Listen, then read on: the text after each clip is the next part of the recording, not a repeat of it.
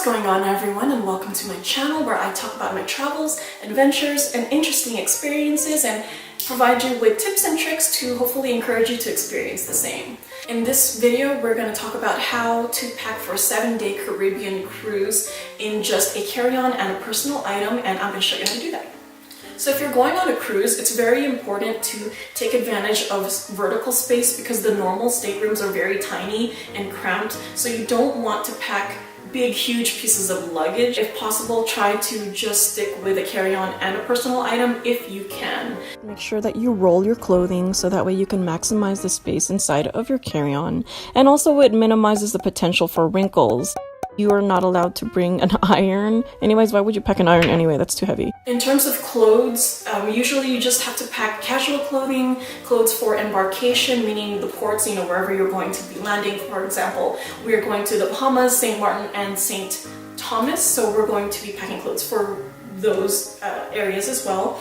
And then also don't forget, you should pack a few sets of dressy clothes for dinners, because sometimes they have formal dinners and sometimes they have a dress code for certain restaurants. And certain cruise lines also have themed nights. For example, the Disney cruise has a pirate night, so make sure you check their website to see, and that way you'll be ready.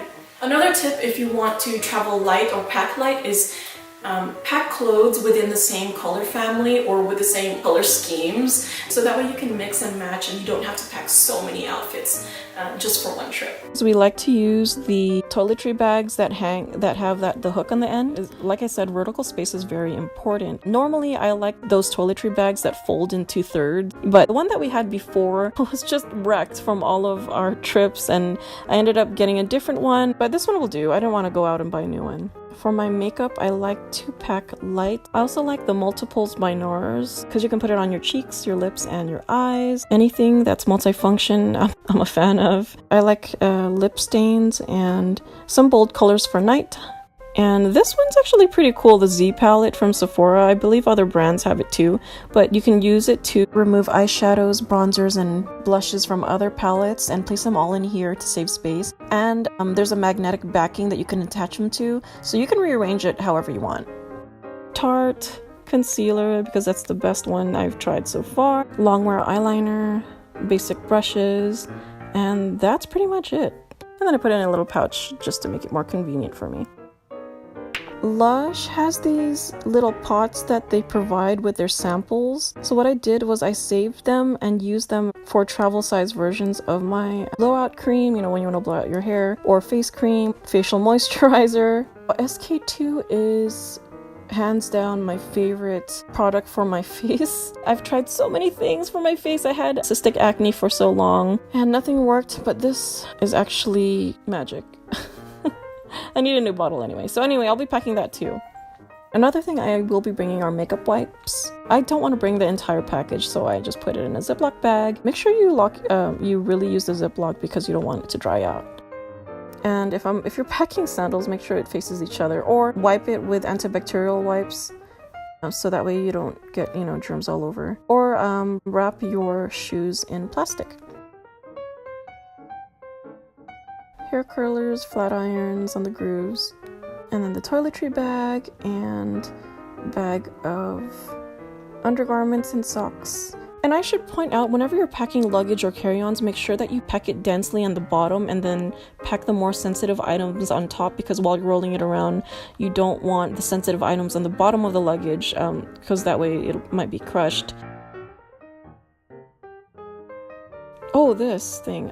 My cousin gave this to me. It has different types of prongs depending on what country you're going to. That way you'll never be pretty much powerless, literally.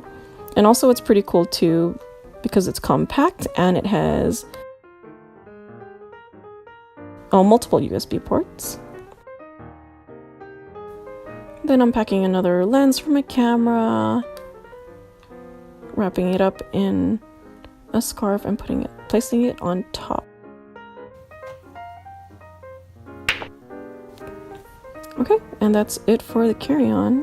Another thing you should pack is an empty water bottle. Most cruise ships have water fountains, and sometimes you wake up in the middle of the night, you don't have any water. At least you'll have this filled up. Also, for a general packing tip, have a few of those dryer sheets, I like Gain, and stick them in your luggage to keep it smelling fresh, or place them in a little baggie so that way you have some for the rest of your trip. That way everything smells nice and fresh. If you're going to be packing sneakers, everyone knows this. A lot of people already know this. Make sure that you pack your socks inside your sneakers to maximize the space inside there as well. And don't forget to wrap it in a plastic bag. What else can I tell you? Only bring the essentials. Don't forget your medications. Okay, now for the personal item. Normally, I like to pack a small amount of makeup product inside my personal item just in case I'll need it. I usually have a small compact mirror or pressed powder, light foundation. In this case, I like the Tarte brand. I like to bring eye drops, and these are preservative-free, one-time use vials. Lip and cheek stain, again, multiple uses. Or my little, makeup applicator and some chapstick. In order to save space, I like to use these little magnets because a lot of the surfaces are magnetic, and every day the cruise line will give you so many pieces of paper for the programs for the next day or the schedule for the next day, and you don't want to have it scattered all over the desk area. So you can use it to just stick them on the wall. Sanitizing wipes or antibacterial wipes are really important to bring, especially if you're flying in. You want to wipe down the tray tables on the airline, and then also when you get to your stateroom, wipe everything down because you never know. You don't want to get sick while you're on vacation. I'll place a bunch of them inside a Ziploc bag, just like my makeup removing wipes. Obviously, I have to label it because you don't want sanitizing wipes on your pretty little face. Inside my backpack, I'll also bring a pen and a highlighter. Then I have a little bag of electronic accessories like my headphones, chargers, and all that. My handy gimbal and my mirrorless camera. I used to bring actually a DSLR camera, but it was just so bulky and heavy. I can still change the lenses if I want, but it's definitely a lot easier for me to carry. Obviously bring your passport if you're going out of the country, and in this case we are, and of course your wallet. Oh, bring some cash in case you need to use it for the ports. Also inside of your personal item, make sure you have the cruise ship paperwork that you might need for embarkation. That way you won't have a hard time finding it, and that way you don't accidentally pack it in your carry-on or your luggage that gets checked in and then you don't have your paperwork. So for this cruise that's coming up, I'm so excited because now I get to finally practice the new video techniques that I've been learning and the new editing techniques, and I finally get to use my camera, and Rain's going to use his drone and his GoPro, and I'm going to use the gimbal. It's going to be great. I'm really excited because I'm hoping that every video that we push out gets better and better in terms of quality, and I'm still learning, so that's half the fun. So if you like this video, don't forget to like and subscribe and watch the other videos that I have on my channel.